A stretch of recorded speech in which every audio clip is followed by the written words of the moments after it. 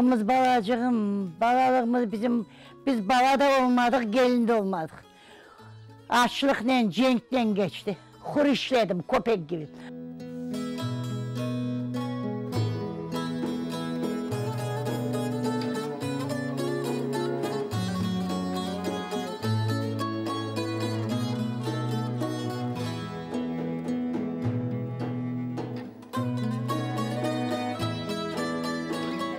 Her cuma bayram idi.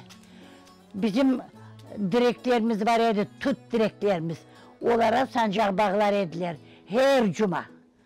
Hani o cuma günü iş yok edi adamlara. Halk birbirinden mabet edip toylar olsa o endi bunda şimdi gibi sofralar, stollar yok. Herkes oturup abile ipak bağacıklara 40-50 tane çırakçıklara arediler abile.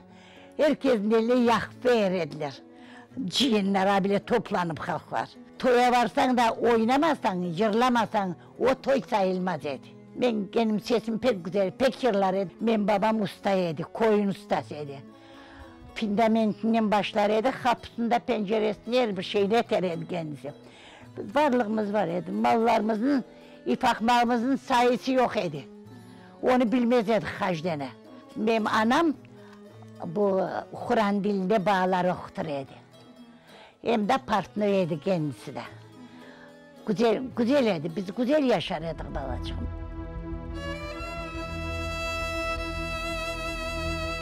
Sırgınlığı, o sırgınlığı sorama. Sabah saat 4'te geldiler. Rahmetli babam abdest namaz kılacak, sürgün ettiler bizi. Bir şeye dekmeniz dedi. Bizi avraya çıkarıp atacaklar dedi, almanız bir şey dedi.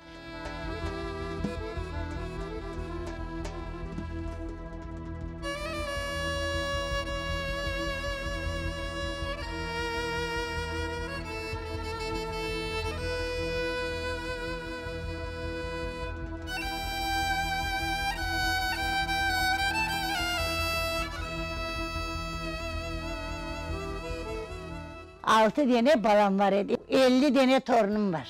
Gelinim pek yakış.